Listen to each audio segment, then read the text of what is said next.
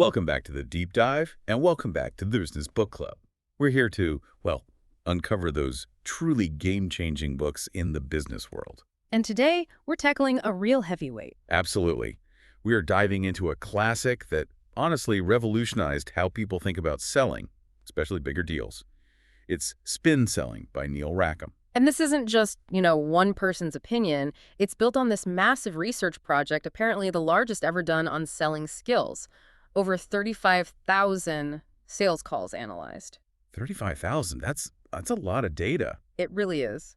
And what Rackham found fundamentally challenged a lot of the traditional sales wisdom. Right, things we were all taught. He found that many techniques that might work okay for small, simple sales can actually, well, sabotage you in larger, more complex deals. Exactly. So if you're an entrepreneur, maybe a sales professional, anyone really who's focused on those significant high-stakes sales. Then you need to listen up. This deep dive should really shift your perspective.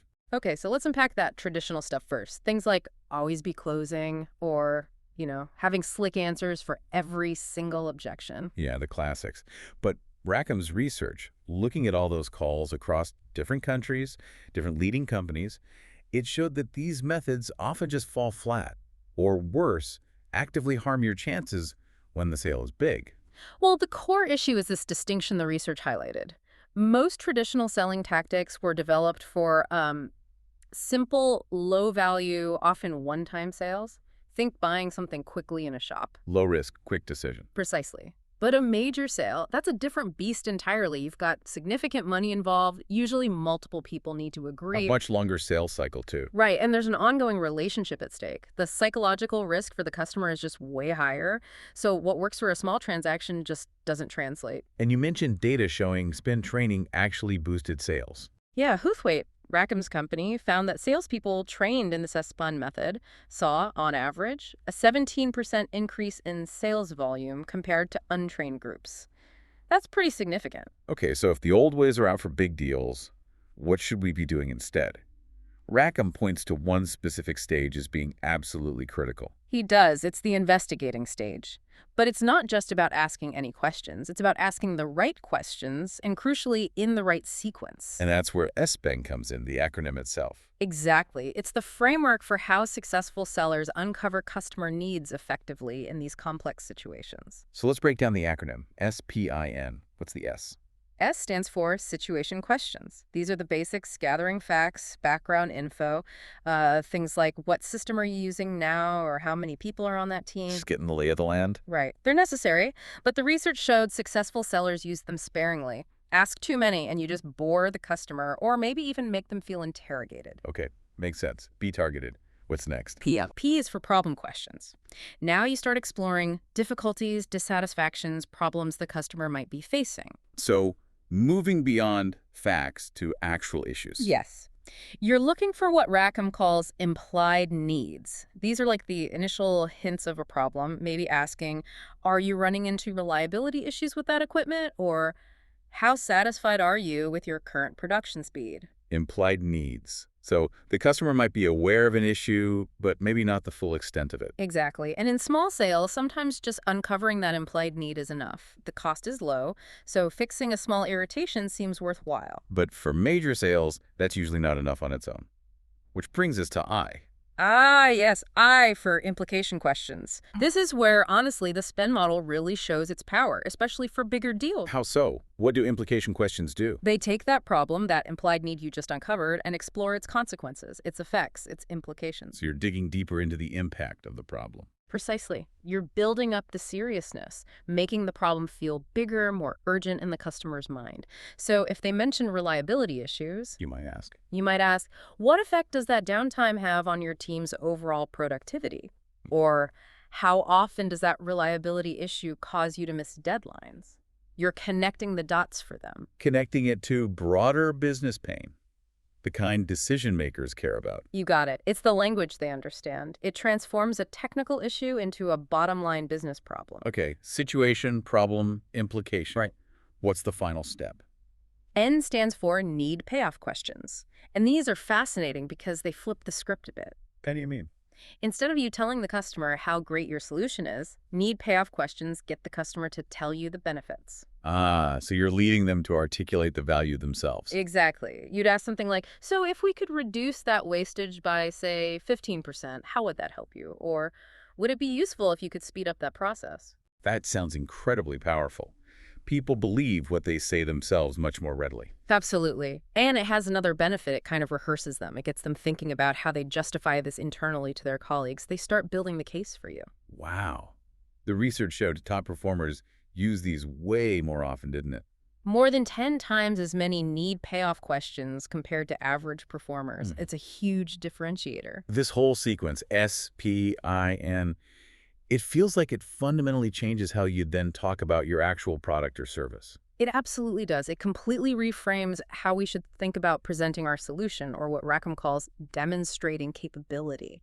Because traditional sales often just jumps into features and benefits, right? Right. And Rackham's research found that even the term benefit is often misused. He identified 3 types of statements we make when showing capability. Okay, what are they? First, you have features, simple facts, data points. This car has anti-lock brakes.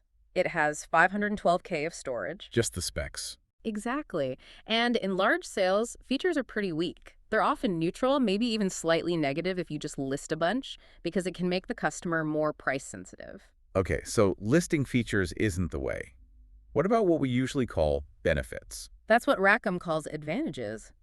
These show how a feature can help the customer, usually by addressing one of those implied needs we talked about. Like the anti-lock brakes help you stop faster. Sort of. Or, because it has 512K storage, you won't lose data during power surges. It connects a feature to a potential problem. Now, in small sales, advantages can work okay. But not in big ones. Why not? Because in major sales, advantages are often where objections come from. You're offering a solution, but you haven't necessarily built up the seriousness of the problem enough through implication questions. The customer isn't convinced the problem justifies the cost or effort of your solution yet. Ah, so you're offering a cure before they really feel the disease is that bad. That's a great way to put it.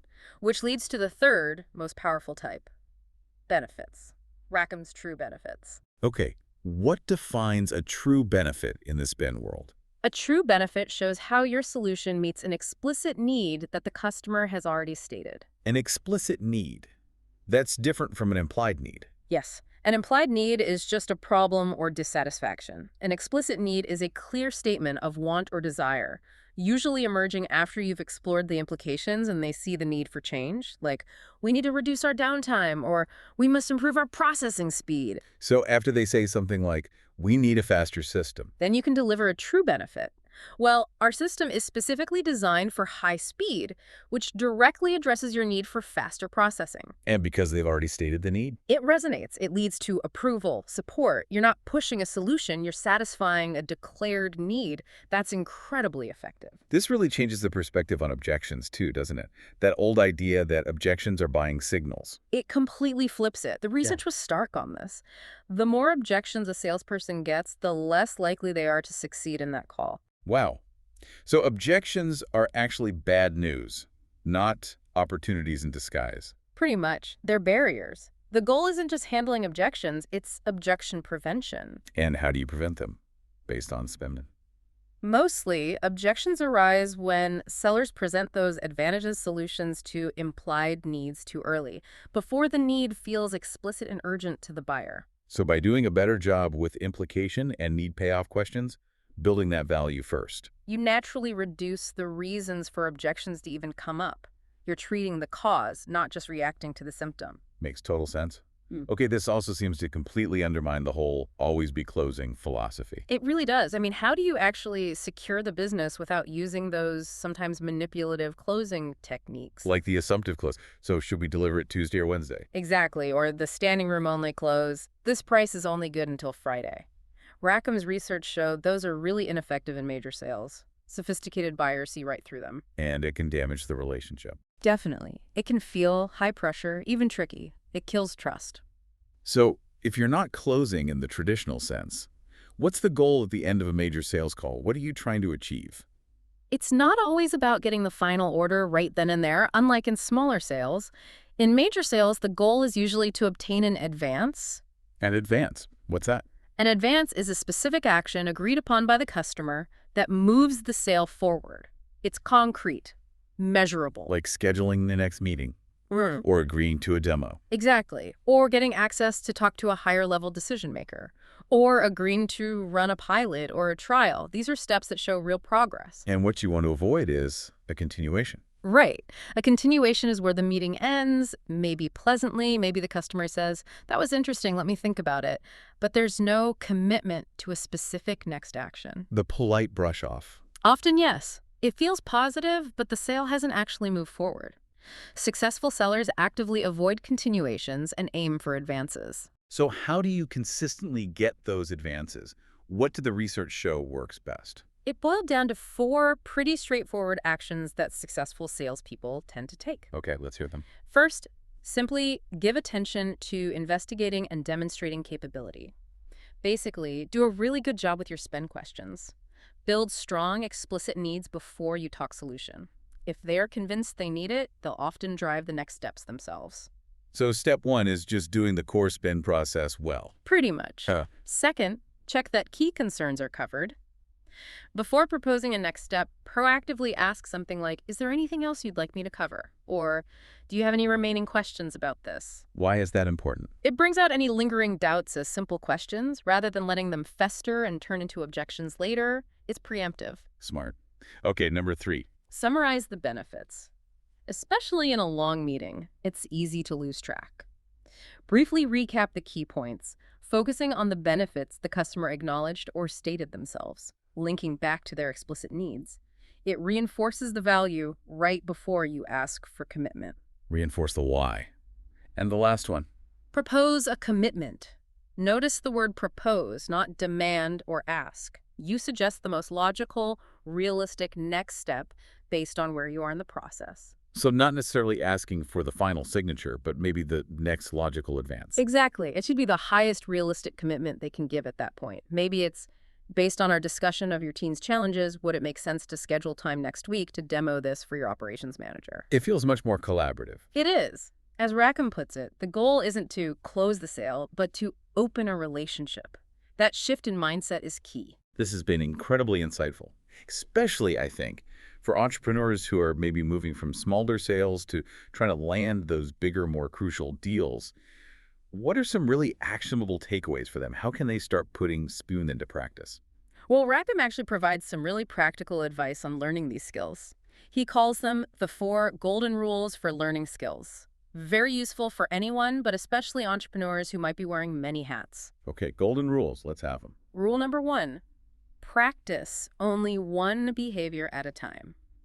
Don't try to become a spin master overnight. Pick one thing. Maybe just focus on asking better problem questions or getting comfortable with implication questions. Focus solely on that for a while. Don't bite off more than you can chew. Makes sense. Rule number 2, try the new behavior at least 3 times. The first time you try asking an implication question, it might feel awkward, maybe even fall flat. Don't judge it based on one attempt. Give it a few tries before deciding if it works for you. Persevere through the initial awkwardness. Exactly. Rule number 3, quantity before quality. When you're learning, just focus on doing it. If you're practicing need-payoff questions, try to ask a lot of them, even if they aren't perfect. Volume builds fluency. Quality will follow with practice. Get the reps in. Precisely. And finally, rule number 4, practice in safe situations. Don't try out your brand new, unpolished spin suit skills on your biggest potential client. Practice on smaller accounts, with friendly customers, maybe even role play with a colleague or mentor. Somewhere the stakes are low. Build confidence before the high-pressure moments. That's really solid practical advice. Yeah, it makes learning feel much less daunting. It really does. The overall message I'm getting is that sip and selling isn't about tricks or manipulation. It's about genuinely understanding your customer's world, developing their needs thoughtfully, and guiding them naturally towards a solution that truly fits. The sale then becomes a logical outcome, not something you have to force. That's it, exactly. It's a research-backed, structured way to build value and trust in complex sales. Well, spin selling clearly stands as a testament to the power of understanding the psychology and structure of major sales. It moves beyond simple tactics to a strategic approach focused on need development, objection prevention, and achieving those step-by-step advances. It really shifted the landscape of professional selling. Absolutely. And if you found this deep dive valuable, think about what else you could gain. Make sure you subscribe to the Business Book Club for more actionable insights from the most influential business books out there. Don't miss out. And to leave you with something to think about, reflecting on this powerful framework. What one specific left-dead-end question, situation, problem, implication, or need payoff will you commit to practicing and really mastering in your next sales conversation? Think about how focusing on just one could start to deepen your understanding of your customers' needs. Now, that's a wrap for this episode of the Business Book Club. If you enjoyed the ride, make sure to subscribe so you'll never miss our next deep dive. Got a favorite business book you'd love us to explore? Let us know. We're always up for a good read. And hey, don't keep all these insights to yourself. Share this episode with a fellow book lover or your work buddy who's always looking to level up. Until next time, keep learning, keep growing, and we'll see you in the next episode.